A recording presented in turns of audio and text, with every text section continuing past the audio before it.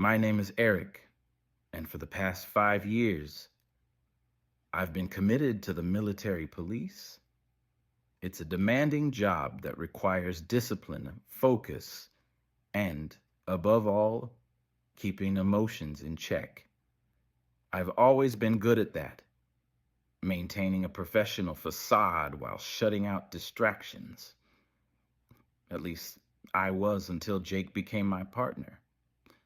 Jake was the new guy at the station, a transfer with a reputation for being sharp, confident, and a little too charismatic for his own good.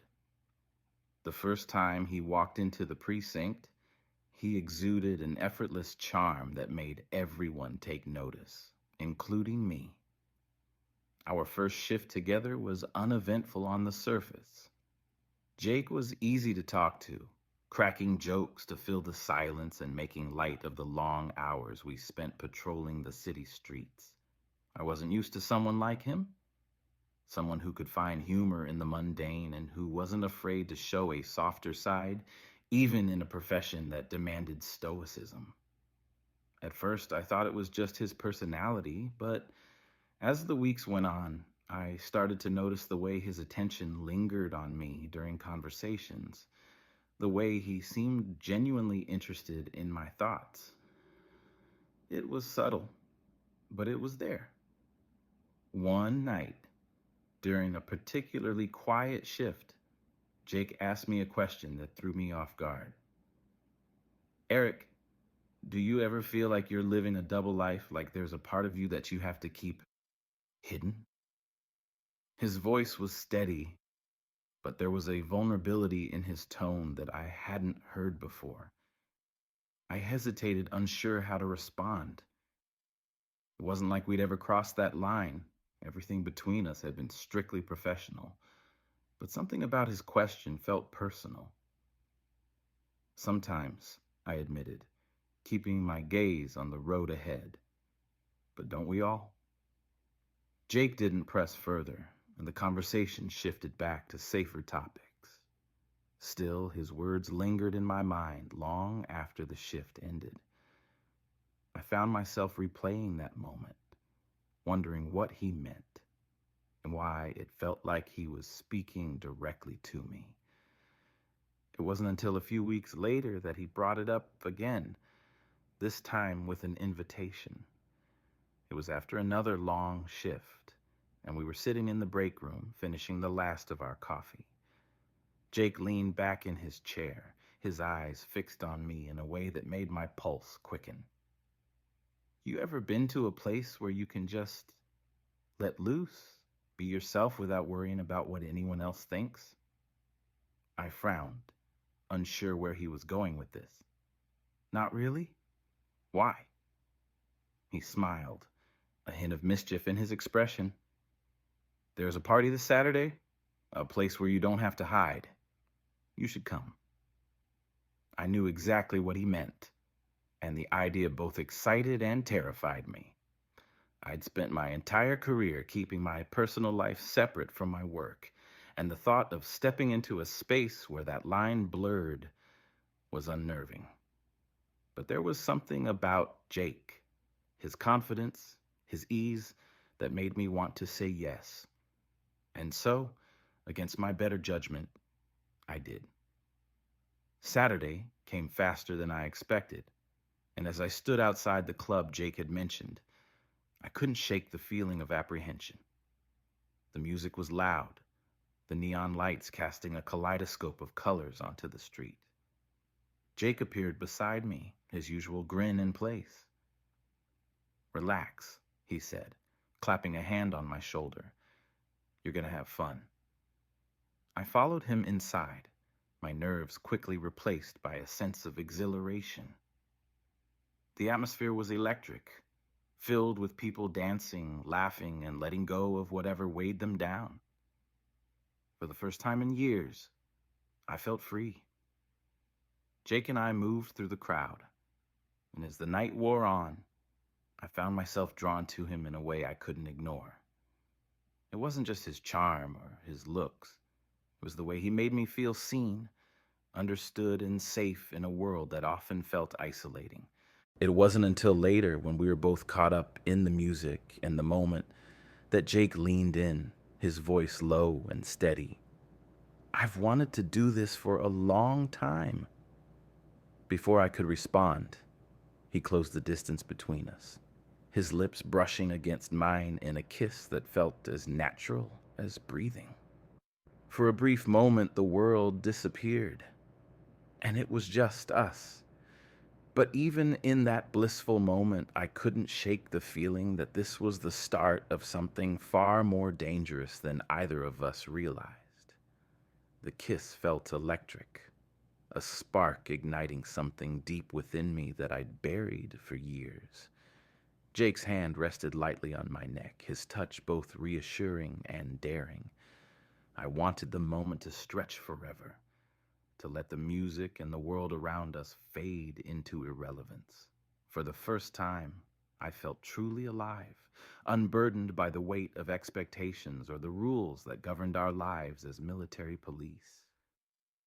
But the reality of what we were doing, the risks we were taking, crept in like an unwelcome shadow. As we pulled apart, Jake's grin was both playful and full of meaning. "I knew it," he said softly, his voice barely audible over the thumping bass. "I knew you felt it too." I didn't trust myself to speak, afraid my voice would betray the swirl of emotion surging through me. Instead, I nodded, letting the moment speak for itself. Jake seemed to understand, his hand briefly brushing mine before he stepped back into the crowd.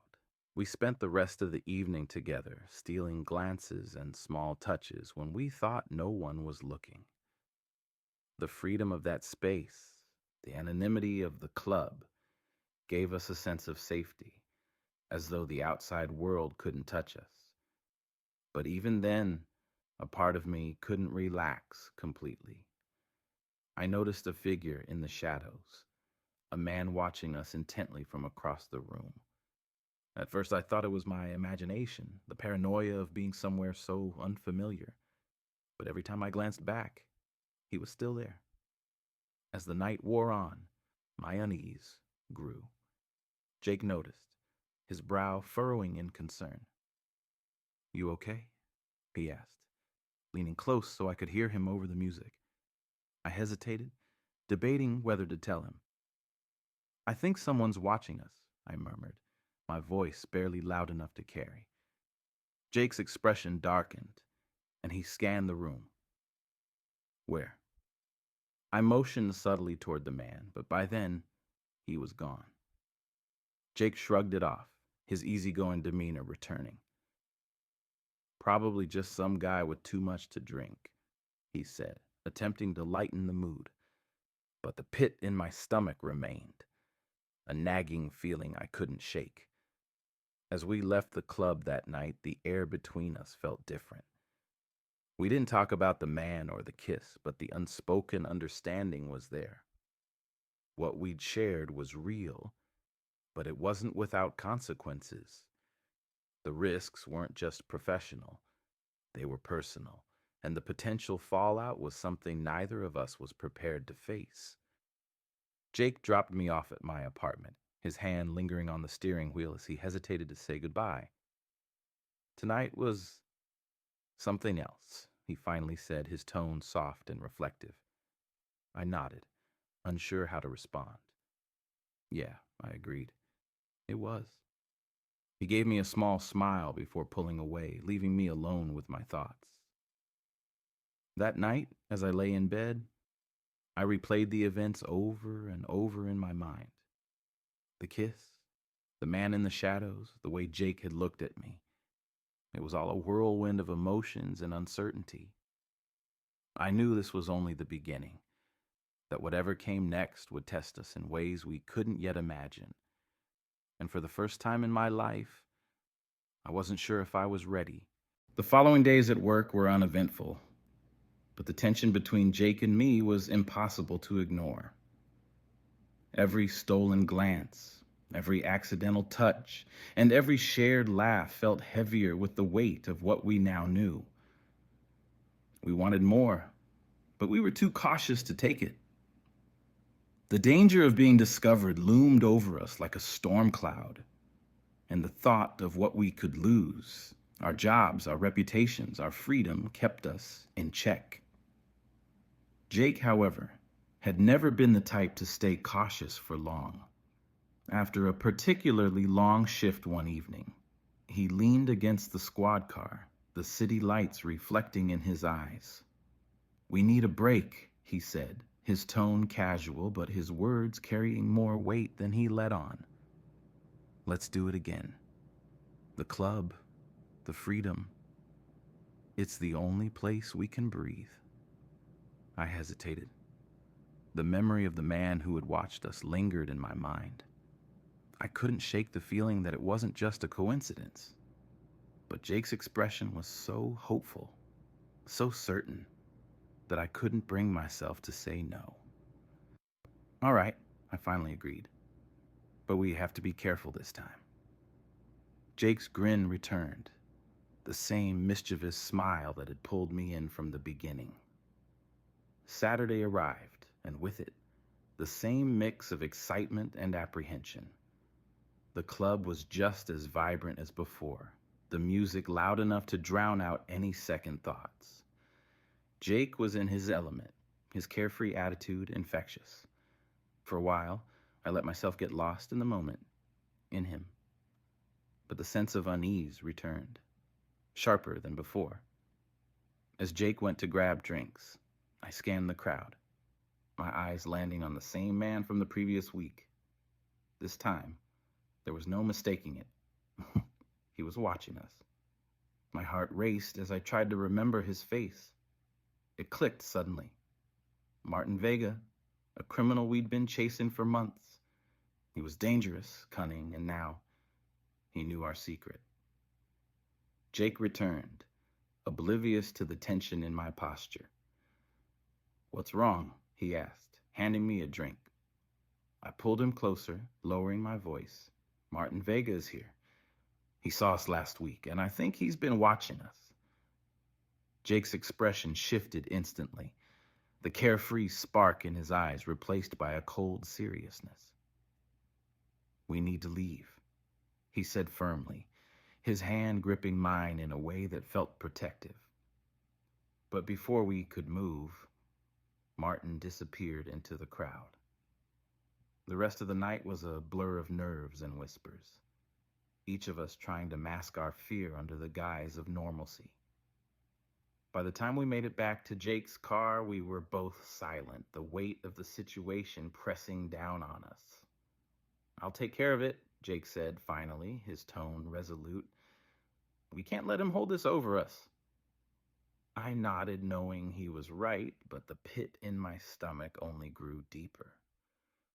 Martin Vega was not someone you crossed lightly, and I had a feeling that whatever was coming would push us to our limits. The next week passed uneventfully, but the tension between Jake and me grew heavier with each passing day. We didn't talk about the club, about Martin, or about the kiss that had started it all. Instead, we threw ourselves into work, hoping that the chaos of our duties would distract us from the storm brewing just beneath the surface. But the storm came, and it hit harder than either of us expected. It started with a note, slipped under my door late one night. The handwriting was messy, the message chilling in its simplicity. "I know your secret. Saturday. Same place." I showed the note to Jake the next morning, his jaw tightening as he read it. "It's him," he said, his voice low and steady. "He's baiting us." I nodded, my mind racing. But why? What does he want? Jake's eyes met mine, a flicker of worry breaking through his usually composed demeanor. Leverage, power. He knows we can't afford to be exposed. Despite the fear that gripped us both, we knew we had to face it. Ignoring the threat wasn't an option, not when Martin Vega was involved. Together we came up with a plan. We'd go to the club on Saturday, just as he expected, but we wouldn't let him get the upper hand. Saturday arrived, and the club was as packed as ever. Jake and I stuck close, our eyes scanning the room for any sign of Martin. When we finally spotted him, he was leaning casually against the bar, his gaze fixed on us with a smug confidence that made my blood boil. Jake approached him first, his demeanor calm but his body tense. "You wanted to talk?" he asked, his tone clipped. Martin smiled, a predator toying with its prey. "Relax," he said, his voice dripping with mockery. "I'm just here to enjoy the show." The conversation was short, filled with veiled threats and cryptic remarks. But as we turned to leave, something felt off. I noticed Martin's hand slip into his pocket, but before I could react, Jake collapsed, clutching his stomach. Jake collapsed to the floor, his face contorted in pain as he clutched his stomach. Panic surged through me as I dropped to my knees beside him. The flashing lights and pounding music of the club became a distant blur. "Jake!" I shouted, my voice trembling with fear. His eyes met mine, wide with pain and confusion. It's something in the drink," he gasped, his words barely audible. I scanned the crowd frantically, searching for Martin. He was gone, vanished as quickly as he had appeared. My chest tightened with rage and helplessness. I needed to get Jake out of there. "Stay with me," I murmured, my voice steady despite the panic threatening to consume me. I wrapped my arm around his shoulders, pulling him to his feet. His weight was heavy against me, his steps unsteady, but we managed to make it out the door and into the cool night air. I flagged down the first cab I saw, practically throwing Jake into the back seat as I barked out the address of the nearest hospital. The driver didn't ask questions, likely sensing the urgency in my tone. Jake's head lolled against my shoulder, his breathing shallow. I gripped his hand tightly, as if the physical connection could keep him tethered to consciousness.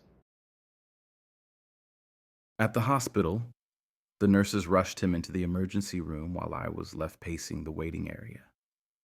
My mind raced with questions and fears.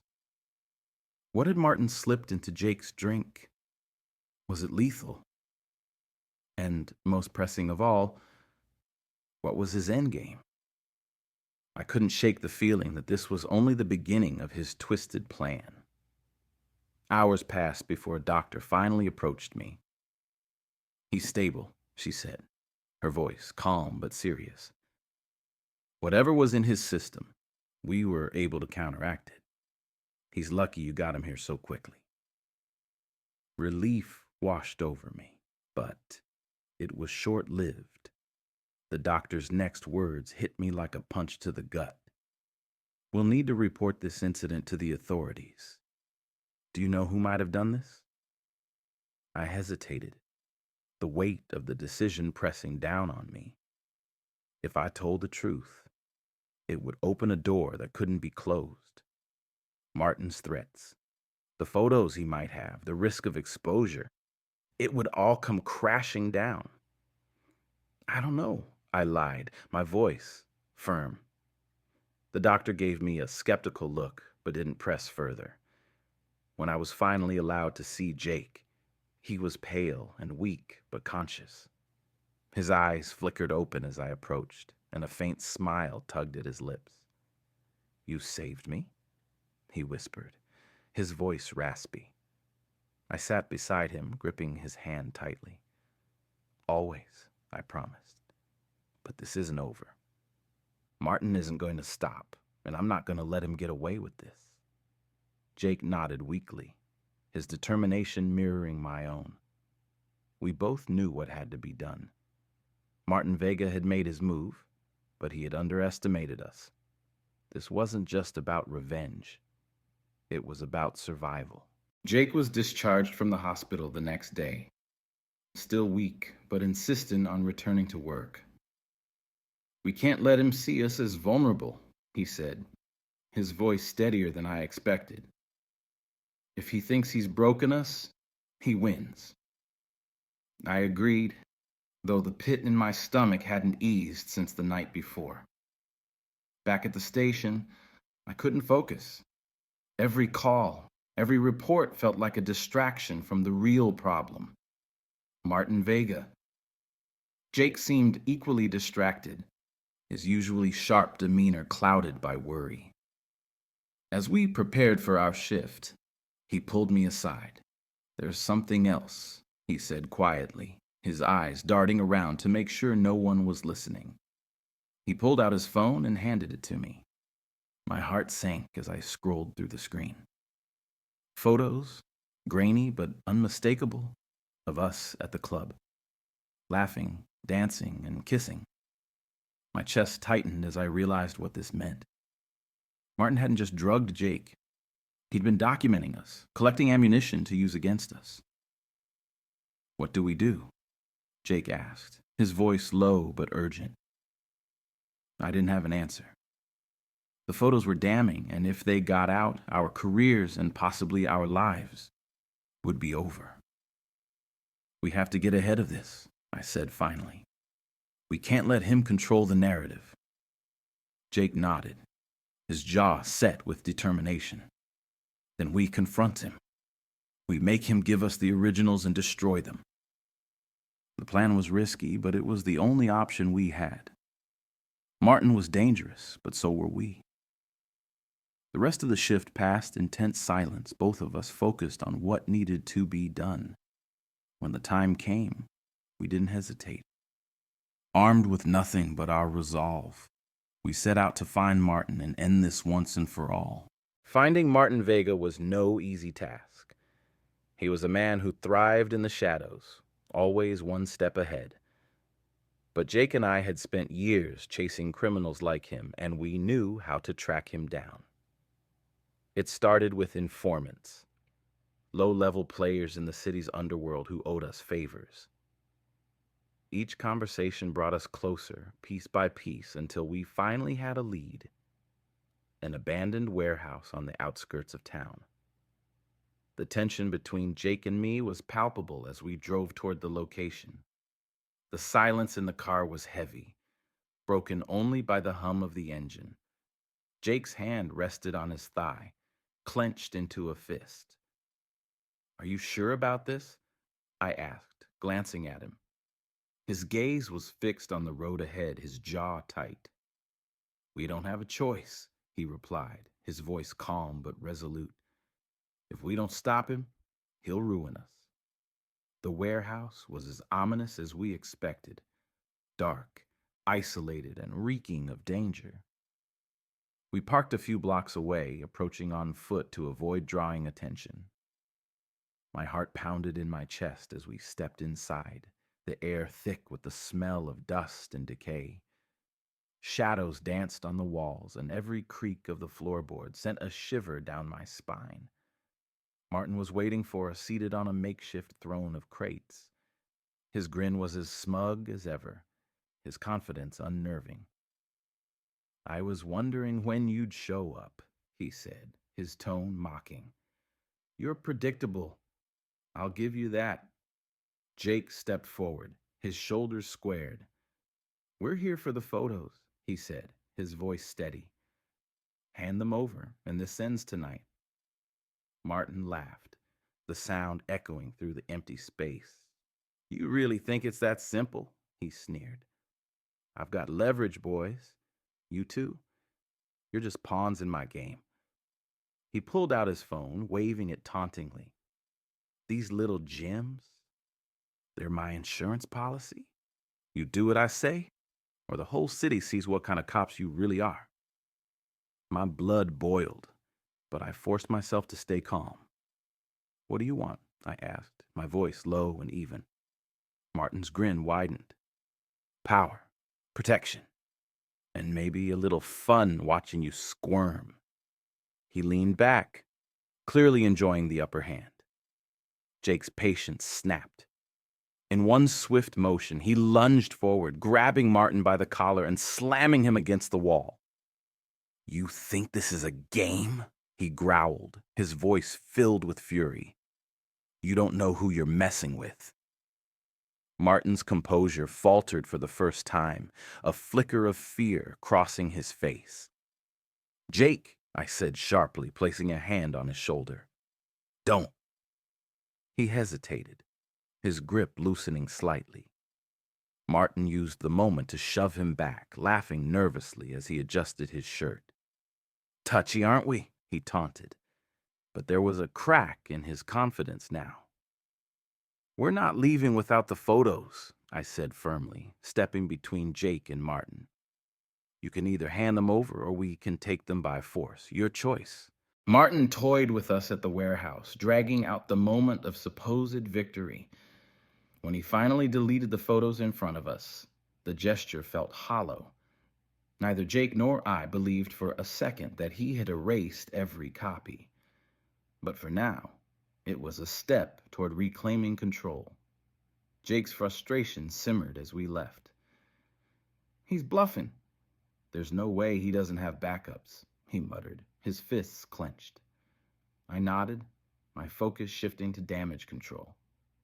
"We'll figure it out," I assured him, though the pit in my stomach told me this was far from over. Back at the station, the tension between us was palpable. Every glance from our colleagues felt heavier, as though our secret might already be leaking. Jake was restless, pacing as though the walls themselves were closing in. "We have to act fast," he said, his voice low and determined. Martin's waiting for the right moment to strike, but no clear solution presented itself.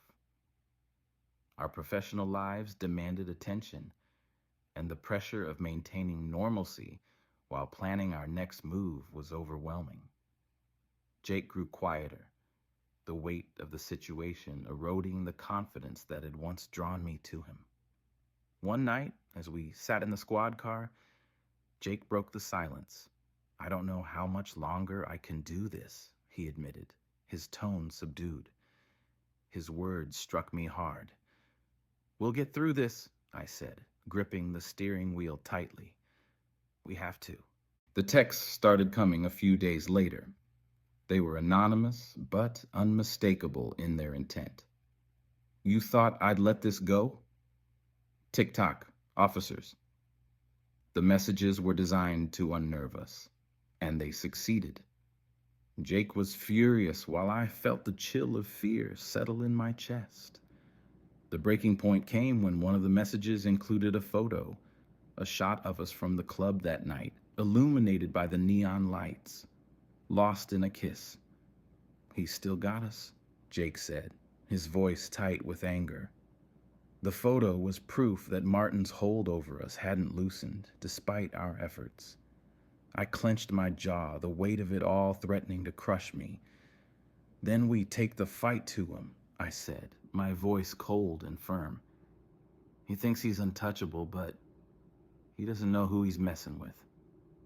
Jake nodded, a glimmer of determination returning to his eyes. This wasn't just about our careers anymore. It was about our survival and the bond we'd risked everything for. We promised to stand by each other no matter the cost, and to end Martin Vega's reign of terror once and for all. As the city lights blurred outside the squad car window, I felt a strange sense of calm. The storm was far from over, but we were ready to face it together. To be continued. Stay tuned for the next chapter in this gripping story. Don't forget to subscribe to the channel and hit the notification bell to see what happens next. How far would you go to protect someone you love? Eric and Jake's story shows the risks and sacrifices of forbidden love. Do you think their bond will survive what's coming next? Subscribe to the channel and hit the notification bell so you don't miss the next chapter of this thrilling story. We'd love to hear from you. Write in the comments and give this story a rating from 1 to 10. Want exclusive content? Become a VIP member. Get early access to hot news stories before anyone else. Click the button and join now.